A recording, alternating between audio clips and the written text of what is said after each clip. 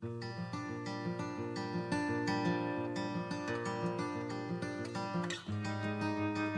is April the 11th. Just what was the downward spiral? Let's find out together as we read Judges 9 through 12.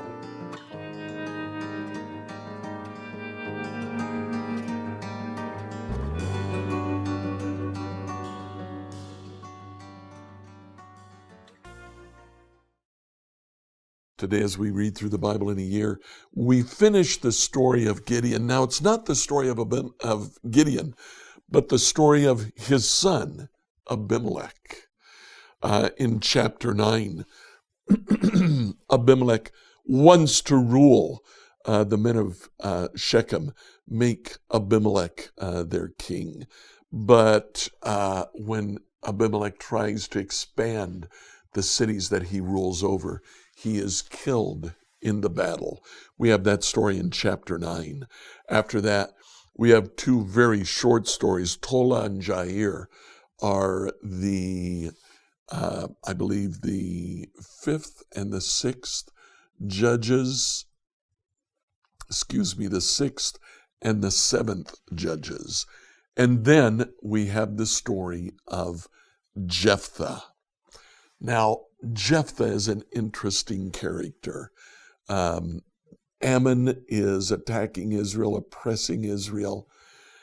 Israel gets together, and Israel calls Jephthah. He is the only judge that is not called by God. He's called by the elders of Israel. Judges 11, verse 6, the elders said, "You come be our commander, help us fight the Ammonites." Now, Jephthah had his own private army, but it was a band of brigands. What they did was attack traveling caravans. They were thieves. They were professional thieves. That is who Israel called to judge them.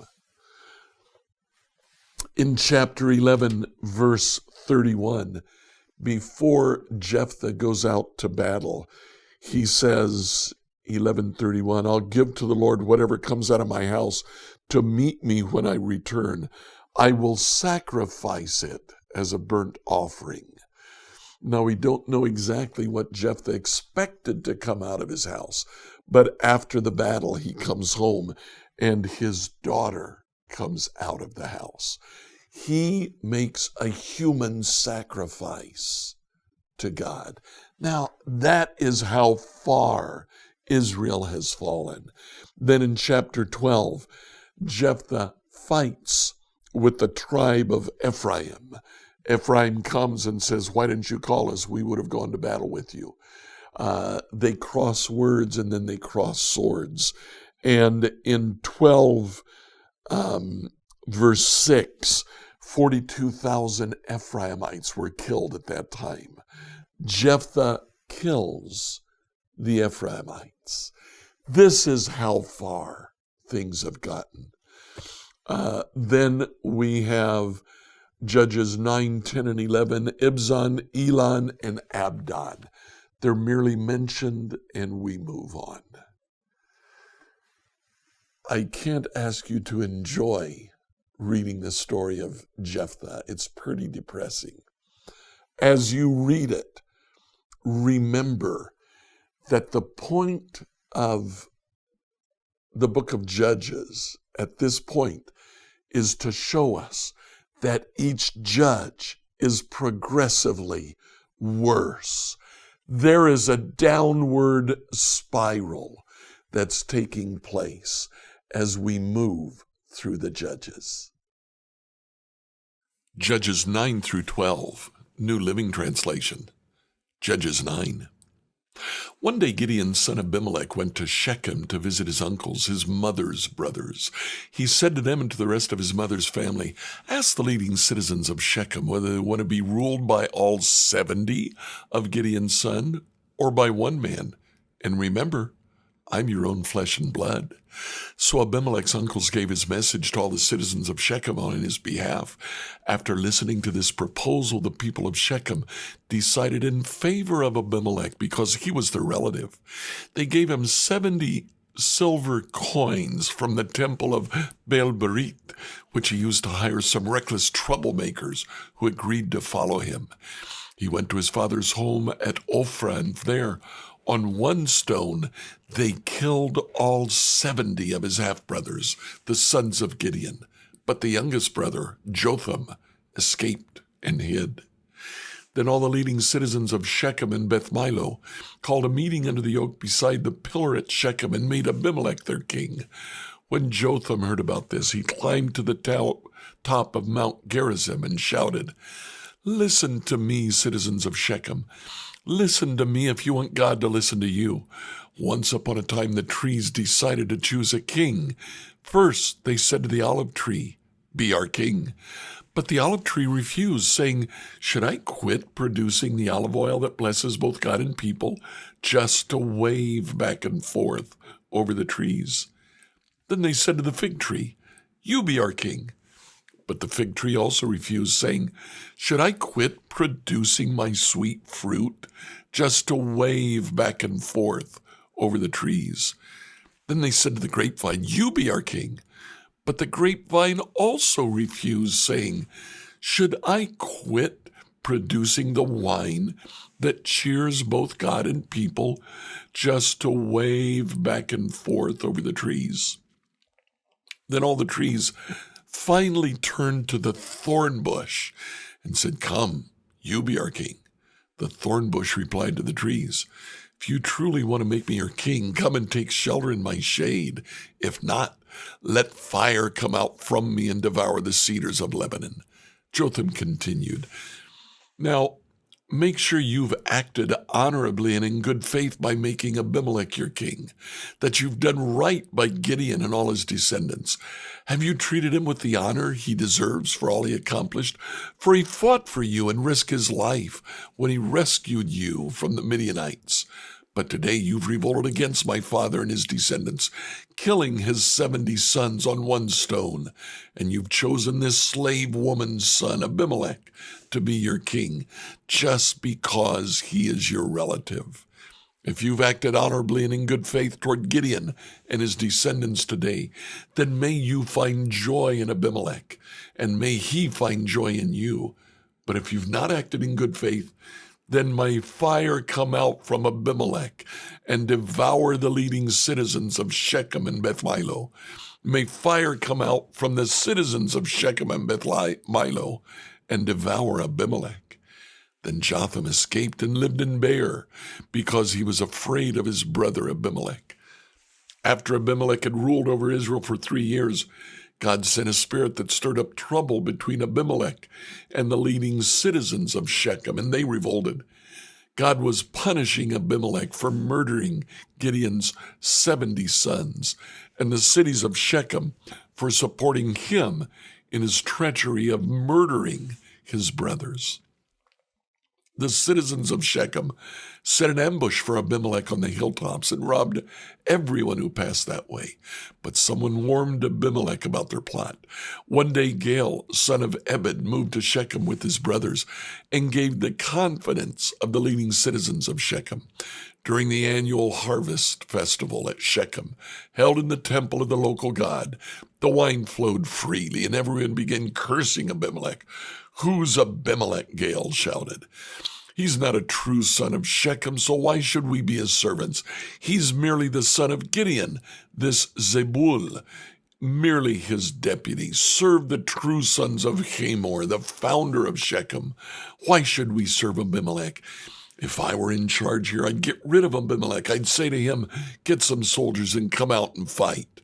But when Zebul, the leader of the city, heard what Gaal was saying, he was furious.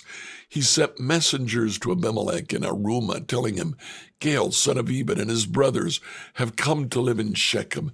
Now they're inciting the city to rebel against you. Come by night with an army and hide out in the fields. In the morning, as soon as it's daylight, attack the city. When Gaal and those who are with him come out against you, you can do with them as you wish." So Abimelech and his men went by night and split into 4 groups, stationing themselves around Shechem. Gaal was standing by the city gates when Abimelech and his army came out of hiding. When Gaal saw them, he said to Zebul, Look, there are people coming down from the hilltops. Zebul replied, That's just the shadows on the hills that look like men. But again, Gael said, No, people are coming down from the hills. Another group is coming down past the road, past the diviner's oak. Then Zebul turned to him and asked, Now where's that big mouth of yours? Wasn't it you that said, Who's Abimelech? Why should we be his servants? The men you mocked are right outside the city. Go out and fight them. So Gael led the leading citizens of Shechem into battle against Abimelech. But Abimelech chased him, and many of Shechem's men were wounded and fell along the road as they retreated to the city gate. Abimelech returned to Arumah. Zebul drove Gael and his brothers out of Shechem. The next day the people of Shechem went out in the fields to battle. When Abimelech heard about it, he divided his men into 3 groups and set an ambush in the fields. When Abimelech saw the people coming out of the city, he and his men jumped up from their hiding places and attacked them. Abimelech and his group stormed the city gate to keep the men of Shechem from getting back in, while Abimelech's other 2 groups cut them down in the fields. The battle went on all day before Abimelech finally captured the city. He killed the people, leveled the city, and scattered salt all over the ground. When the leading citizens who lived in the tower of Shechem heard what had happened, they ran and they hid in the temple at Baal Berith. Someone reported to Abimelech that the citizens had gathered in the temple. So he led his forces to Mount Zalmon. He took an axe and chopped down some branches from a tree and put them on his shoulder. Quick, do as I've done, he told his men. Each of them cut down some branches, following Abimelech's example. They piled the branches against the walls of the temple and set them on fire. All the people who had lived in the tower of Shechem died, about 1,000 men and women. Then Abimelech attacked the town of Thebez and captured it, but there was a strong tower inside the town. All the men and women, the entire population, fled to it. They barricaded themselves in and climbed up to the roof of the tower. Abimelech followed them to attack the tower, but as he prepared to set fire to the entrance, a woman on the roof dropped a millstone that landed on Abimelech's head and crushed his soul. He said quickly to his young armor-bearer, Draw your sword and kill me. Don't let it be said that a woman killed Abimelech. So the young man ran him through with his sword, and he died. When Abimelech's men saw that he was dead, they disbanded and returned to their homes. In this way, God punished Abimelech for the evil he had done against his father by murdering his 70 brothers. God also punished the men of Shechem for all their evil. So the curse of Jotham, son of Gideon, was fulfilled. Judges 10. After Abimelech died, Tola, son of Puah, son of Dodo, was the next person to rescue Israel. He was from the tribe of Issachar, but he lived in the town of Shamir in the hill country of Ephraim. He judged Israel for 23 years. When he died, he was buried in Shamir. After Tola died, Jair from Gilead judged Israel for 22 years. His 30 sons rode around on 30 donkeys, and they owned 30 towns in the land of Gilead, which are still called the towns of Jair. When Jair died, he was buried in Kamon. Again, the Israelites did evil in the Lord's sight. They served the image of Baal and Ashtoreth, the gods of Aram, Sidon, Moab, Ammon, and Philistia. They abandoned the Lord and no longer served him at all. So the Lord burned with anger against Israel. He turned them over to the Philistines and to the Ammonites, who began to oppress them that year. For 18 years they oppressed all the Israelites east of the Jordan River in the land of the Amorites, that is, in Gilead. The Ammonites also crossed to the west side of the Jordan and attacked Judah, Benjamin, and Ephraim. The Israelites were in great distress. Finally, they cried out to the Lord for help, saying, We have sinned against you because we have abandoned you as our God and have served the images of Baal. The Lord replied, Did I not rescue you from the Egyptians, the Amorites, the Ammonites, the Philistines, the Sidonians, the Amalekites, and the Maonites? When they oppressed you, you cried out to me for help, and I rescued you. Yet you have abandoned me and served other gods, so I will not rescue you anymore. Go and cry out to the gods you've chosen. Let them rescue you in your hour of distress." But the Israelites pleaded with the Lord and said, "We've sinned. Punish us as you see fit. Only rescue us today from our enemies." Then the Israelites put aside their foreign gods and served the Lord, and he was grieved by their misery. At that time the armies of Ammon had gathered for war and were camped in Gilead, and the people of Israel assembled and camped at Mizpah.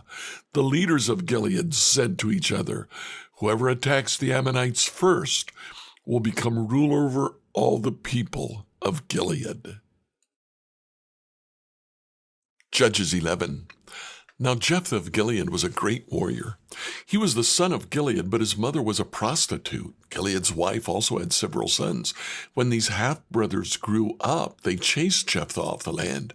"You'll not get any of our father's inheritance," they said. "You're the son of a prostitute." So Jephthah fled from his brothers and lived in the land of Tob. Soon he had a band of worthless rebels following him. At about this time, the Ammonites began their war against Israel. When the Ammonites attacked, the elders of Gilead sent for Jephthah in the land of Tob. The elders said, "Come and be our commander. Help us fight the Ammonites." But Jephthah said to him, "Aren't you the ones who hated me and drove me from my father's house? Why do you come to me now when you're in trouble?" "Because we need you," the elders replied. "If you lead us in battle against the Ammonites, we will make you ruler over all the people of Gilead." Jephthah said to the elders, "Let me get this straight. If I come with you and if the Lord gives me victory over the Ammonites, will you really make me ruler over all the people?" "The Lord is our witness," the elders replied. "We promise to do whatever you say." So Jephthah went with the elders of Gilead, and the people made him their ruler and commander of the army. At Mizpah, in the presence of the Lord, Jephthah repeated what he had said to the elders. Then Jephthah sent messengers to the king of Ammon, asking, "Why have you come out to fight against my land?" The king of Ammon answered Jephthah's messengers, "When the Israelites came out of Egypt, they stole my land from the Arnon River to the Jabbok River, all the way to the Jordan. Now then, give the land back peacefully." Jephthah sent this message back to the Ammonite king. This is what Jephthah says: "Israel did not steal any land from Moab or Ammon. When the people of Israel arrived at Kadesh on their journey from Egypt after crossing the Red Sea, they sent messengers to the king of Edom, asking for permission to pass through his land. But their request was denied. When they asked the king of Moab for similar permission, he wouldn't let them pass through either. So the people stayed in Kadesh. Finally, they went around Edom and Moab through the wilderness. They traveled along Moab's eastern border, camped on the other side of the Arnon River. But they never once crossed the Arnon River into Moab, for the Arnon was the border of Moab. Then Israel sent messengers to King Sihon of the Amorites, who ruled from Heshbon, asking for permission to cross through his land to get to their destination. But King Sihon didn't trust Israel to pass through his land. Instead, he mobilized his army at Jahaz and attacked them. But the Lord, the God of Israel, gave his people victory over King Sihon. So Israel took control of all the land of the Amorites who lived in that region, from the Arnon River to the Jabbok River, from the eastern wilderness to the Jordan. So you see, it was the Lord, the God of Israel, who took away the land from the Amorites and gave it to Israel. Why then should we give it back to you? You keep whatever your god Chemosh gives you. We'll keep whatever the Lord our God gives us. Are you any better than Balak, son of Zippor, king of Moab? Did he try to make a case against Israel for disputed land? Did he go to war against them? Israel has been living here for 300 years, inhabiting Heshbon and its surrounding settlements, all the way to Aroer and its settlements, in all the towns along the Arnon River.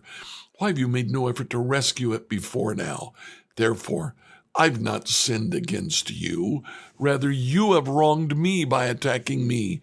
Let the Lord, who is judge, decide today which of us is right, Israel or Ammon."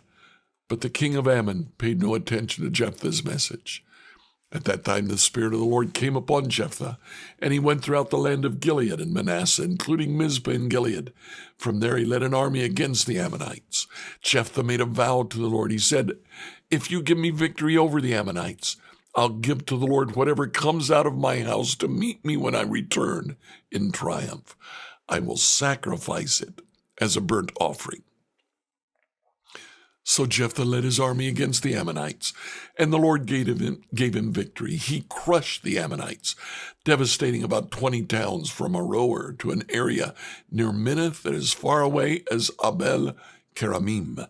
In this way, Israel defeated the Ammonites. When Jephthah returned home to Mizpah, his daughter came out to meet him, playing on a tambourine and dancing for joy. She was his one and only child. He had no other sons or daughters. When he saw her, he tore his clothes in anguish. "Oh, my daughter," he cried out, "you've completely destroyed me. You brought disaster on me, for I made a vow to the Lord, and I cannot take it back." She said, "Father, if you've made a vow to the Lord, you must do to me whatever you have vowed, for the Lord has given you a great victory over your enemies, the Ammonites. But first let me do this one thing. Let me go up and roam the hills and weep with my friends for 2 months, because I will die a virgin." "You may go," Jephthah said. He sent her away for 2 months. She and her friends went into the hills and wept because she would never have children. When she returned home, her father kept the vow he had made, and she died a virgin. So it's become a custom in Israel for young Israelite women to go away for 4 days each year to lament the fate of Jephthah's daughter. Judges 12. Then the people of Ephraim mobilized an army and crossed over the Jordan River to Zaphon. They sent this message to Jephthah: "Why didn't you call us to help you fight against the Ammonites? We're going to burn down your house with you in it." Jephthah replied, "I summoned you at the beginning of the dispute, but you refused to come. You failed to help us in our struggle against Ammon. So when I realized you weren't coming, I risked my life and went to battle without you. The Lord gave me victory over the Ammonites. So why have you not come to fight me?" The people of Ephraim responded, "You men of Gilead are nothing more than fugitives from Ephraim and Manasseh." So Jephthah gathered all the men of Gilead and attacked the men of Ephraim and defeated them. Jephthah captured the shallow crossings of the Jordan River. Whenever a fugitive from Ephraim tried to go back across, the men of Gilead would challenge him. "Are you a member of the tribe of Ephraim?" they would ask. If the man said, "No, I'm not," they would tell him to say Shibboleth. If he was from Ephraim, he would say Sibboleth, because people from Ephraim cannot pronounce the word correctly. Then they would take him and kill him at the shallow crossings of the Jordan. In all, 42,000 Ephraimites were killed at that time. Jephthah judged Israel for 6 years, and when he died, he was buried in one of the towns of Gilead. After Jephthah died, Ibzan from Bethlehem judged Israel. He had 30 sons and 30 daughters. He sent his daughters to marry men outside his clan, and he brought in 30 young women from outside his clan to marry his sons. Ibzan judged Israel for 7 years. When he died, he was buried at Bethlehem. After Ibzan died, Elon from the tribe of Zebulun judged Israel for 10 years.